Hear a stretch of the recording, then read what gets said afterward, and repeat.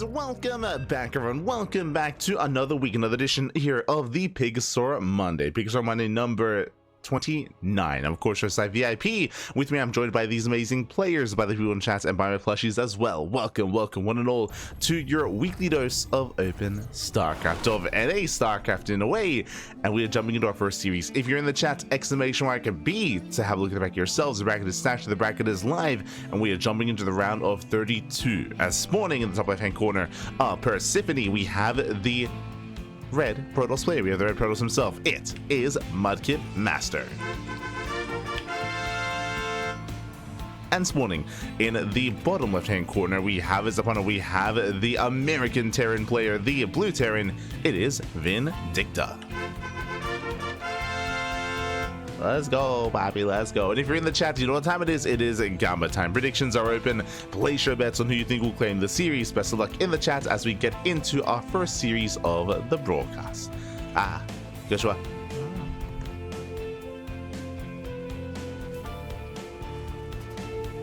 But good morning, one and all, as we are diving into our first series of the night. Again, we have our TvP, and there's a lot more to come, of course. If you look at the bracket, we got players like Cure, we got Beyond, we got Shin, we have Chem as well. El Chamaco, papi, El Chamaco. Let's go. We'll get there. For now, we're going to be focusing on our initial matchup.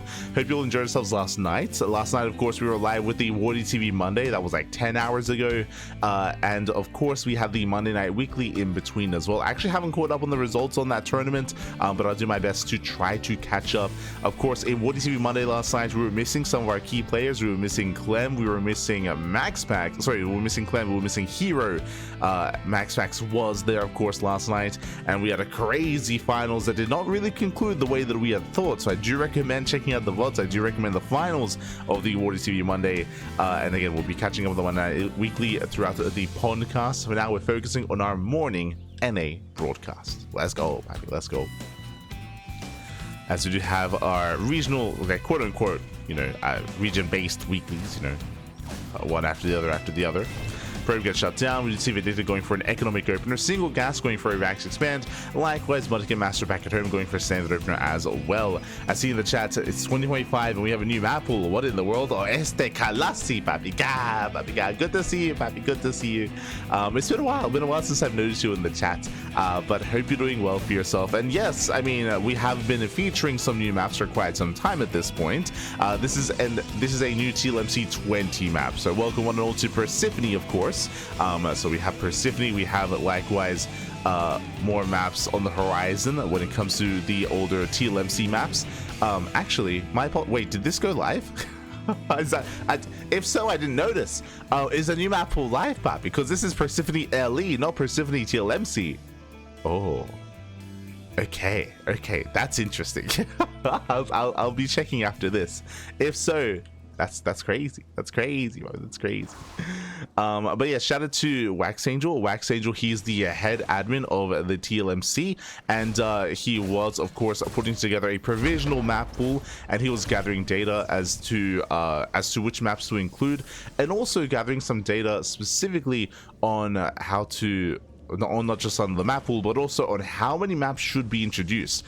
So I'm actually curious to see what the polling settled on, because I know he did do a public polling regarding whether we should have 9 fresh maps or if we should keep 3 maps from the old rotation. So I know that that's something that he was looking into and that he was trying to figure out, what would be the best approach when it comes to which maps to bring in. So I'll definitely be checking that later. Oh, good morning. As Reaper does get into the main, getting up to 2 probes, not bad. 2 are going to be up to 3 worker kills. Very nice damage. 3 probes do go down. Behind this, Vindicta getting to his own 1-1-1 follow-up into a Widowmine drop, followed by the 3-1-1. So the aggression, the momentum continues here for Vindicta as he does move out. Likewise, MudkipMaster back at him, going for his own Blink-based opener. Very safe build here. Blink, 3 gates as well, going for the Robo, all on 2 bases. But as MudkipMaster moves out, Vindicta, he's moving in. Oh, he is moving in here into that mineral line. And we'll see if MudkipMaster can react in time. Drop comes in. And he does pull away. Whew, thankfully, does pull away. Does react. Likewise, moving out across the map. Likewise is moving out, so we're going to try to break that natural, but alas, tank is in position. Bunker as well. Vindicta, he is secure. At least in the main. Sorry, at least in the natural. The main base is more exposed, but alas, at the same time, the drops continue to get one more probe here, and the natural mineral line, forcing a warp in, forcing just a big distraction here, keeping MudkipMaster's attention elsewhere. Getting another probe, picking up, pulling away once again. Miguelito, he's all over this. MudkipMaster waiting for his War Prism to reinforce to potentially blink into the main. And again, the main base is still looking vulnerable. There's potential for damage. Is potential. As MudkipMaster does skirt around the edge, making his way towards the main. Stalker's a poking on the front door. But now it's too late. Now it's too late. Vindicta, he is here. He is ready. Oh no, the prism! No, he gets under. He gets under the prism. Prism will not escape. Prism goes down. With that, Miguelito, he is safe. He's secure back at home, going for another mine drop. Oh my god. They almost do stack. He wants the... It's a little bit too greedy here, and he will be shut down. Finally, there's no more Widow Mines. Finally, we do defend. Behind this is still auto tower damage. 4 probe kills in total. And soon, Migs will break out. Well, what is he waiting for? He's waiting for the upgrades. So Stim, Combat Shields upgrades are still on the way. Once they kick in, then Miguelito, then he can commit across the map. Until then, he's being kept at bay. More probes could be falling. Throughout the course of this, we have had 12 probe kills. I mean, there's been no major burst damage, but slowly over time, 1, 2, 3 probes at a time does add up. And to the point where it's become significant. There we go. Miguelito, he breaks out, takes down the Adept, and does push across the map. And MudkipMaster, he's aware. He did sort the move out. You have tanks towards the left-hand side. Stalkers, they move out to try to force an early Stim, to try to pick away at the Marines, and maybe even a tank. Stim is now done. Oh! You can see Migs, he does Stim a portion of his army, not everything. Forcing back those Stalkers. Catches the Observer, nice scan. The Observer goes down, more Stalkers bleeding out. Tanks, they have arrived. And now we have a full Stim. Yeah, proper Stim on the army. And there's just too much here. Yeah, there's just far too much to handle. Vindicta, he breaks through that defensive line. Widow Mines to get into the mineral line. The Colossus does spawn in, but the tanks, they can siege up. They don't quite. We just go straight for the kill. Yeah, and the kill. Oh, God. Colossus gets targeted down. GG gets called, and Vindicta will take game number 1. GG. GG, well played. Vindicta, he will take a lead in the series. And we'll see if MudkipMaster can bring it back here coming into game 2. Again, overall, Migs, he was more or less in control of that last game. He was able to dictate the pace of the game with his Reaper harass, his Widowmine harass as well. Unfortunately, MudkipMaster, there were definitely moments or opportunities for him to get some counter damage. I'm referring to the time where the main base was exposed for Vindicta.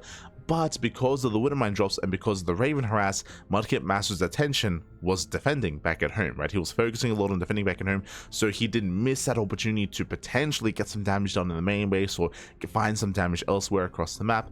With that, he missed that window, he was stuck outside, and GG. GG, well played. Vindicta does take a lead in the series, and now we are getting ready for game number 2. I won't sleep well until I know what a Mudkip is. Ah, no. Not like, I mean, I guess it's a frog, right? A Swampert is meant to be a frog? Question mark? Okay. Oh no, okay, there we go. It's meant to resemble Mudskipper or an Axolotl. Oh, that makes more sense. Yeah, Mudkip looks like an Axolotl. There you go. Ah. But Migs, little does MudkipMaster know, Migs, he was a Trico main. It's over.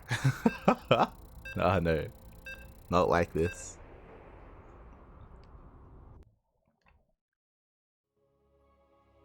My starter was Trico for Gen 3. True.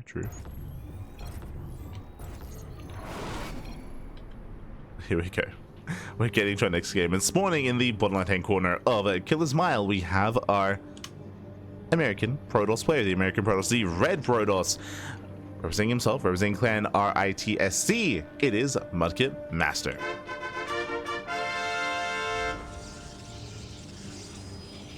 And spawning in the top right-hand corner, we have his opponent. We have the American Terran player, the Blue Terran, representing Clan Esports. It is Vindicta.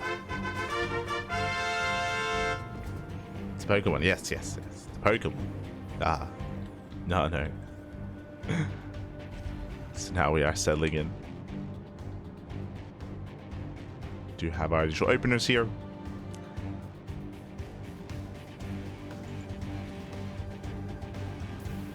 And again, it's great to see more NA representation for the event. As we mentioned previously, we do have 3 open weeklies on the same day. There are plenty of open cups throughout the week, I should emphasize, with the Turtle Tussle, with the Sparkling Tuna Cup as well, might I add. But at least within this 24-hour period, you know, we have the Korean weekly with the TvP Monday. We have the Monday Night weekly, which is the EU one, and then we have the PiGosaur Monday, which is a little bit more NA friendly and NA focused. So we do have some more NA representation, some Latin American representation as well. That doesn't stop some of the Europeans and Koreans from also signing up. So there's a lot to get into when it comes to that bracket. There are a set amount of D-gens, I should say, from Europe, which do stay up all night long. Same with the Koreans as well, to be fair. It is not uncommon for players like Hero, Solar, Björn, Clem, Max, Nickrat, Geralt to just pull all-nighters and play in all 3 tournaments. It's crazy, bro. It's dedication. It's passion. Do appreciate it. Do appreciate it. Much love. Much love. Hope they get plenty of rest afterwards, I will say. Este D-gens. For now, we do have our NA versus NA matchup. And once again, economic opener. Once again, ranks expand out of Vindicta. When it comes to last game's build, MudkipMaster, he did go for a very safe opener. But again, because of the aggression, because of the drop play, because of the Raven harass, because of the early Reaper as well, it was a bit much here for MudkipMaster to keep up with, and it meant that his own aggression was delayed. Right? His own aggression was delayed. He couldn't be as active as he wanted to be. We'll see if he can tighten up. We'll see if he can keep up game 2 with Vindicta instead. We'll see. Likewise, we might see a different build. We might go up to 4 gates and commit into even more aggression. We might go for less gateways and go for a greedier build instead. MudkipMaster, he has options. Likewise, he can pull a max pack and he can go 3 gates into double gas, into a robo, into a bay, into a forge +1, all before a 3rd. Again, that was a build that Max Pax was quite in love with last night and did so, I want to say, like 5 games in a row. It was crazy. Just how often he was going for a more safer style and safer build. But we'll keep an eye on our Protoss. We'll see. That's Reaper does pick in. Once again, going for the middle line. Once again, he gets 1, and he gets 1 probe so far. We'll see if he can get another. It looks like he can. Oh, 2nd probe goes down. But this time the Reaper will be shut down not before scouting the main base and confirming the tech. So Migs, he's aware of Blink, does get 2 probe kills, and I believe Migs also saw all 3 gateways. Yes, he saw all 3 gates. Now, for all the Terran knows, there could be a 4th gateway on the way, right? After the death of the Reaper, there could be a 4th gateway into Robo, into War Prism, into Commitment here on 2 bases. So Vindicta, he has to be ready for that. He's going for, once again, the Mind Drop follow-up into tank production. This is so far the same build that we saw last game from Vindicta. So he's going for the same build. Likewise, so is MudkipMaster, as he does not throw down another gateway. Likewise, he doesn't take both gases at the natural either. It looks like he's getting ready here for another faster 3rd. Stalker's moving out. I say faster 3rd. Last game, MudkipMaster did invest into a Prism first before expanding and did commit to extra warp-ins. So he does poke in. Repairs are on point. First tank has arrived. Last MudkipMaster still lacking that high ground vision. And there it is, observers on the way. Ooh, is supply block. Now it's not the time. Supply block is brutal. Mix is here to help with that. Does drop in. MudkipMaster does pull away. Oh my god, jeez. Does pull away a little bit too late. 2 probes go down, thankfully only 2. Could have been so much worse. Or Helene does zip into the main. 5 kills in total. Mix does pull away. Getting him to 6. Likewise, once again, the army is stuck outside. The observer is late. The observer is still at home, which means no high ground vision. MudkipMaster should be looking to expand. Does take both gases here at the natural. And we'll see if he goes for the bait before expanding. And now he's moving out, but again, time is of the essence. And now we have tanks. Now we have 2 tanks even. One on the low ground, one on the high ground. 4th gateway's on the way. Interesting. Going for the 4th gateway. Oh, the unborrowed micro. Drops back in. Jesus. Mastery does pull away. Thankfully, does notice. Does notice what's going on. Ooh, does bring everything back home to defend.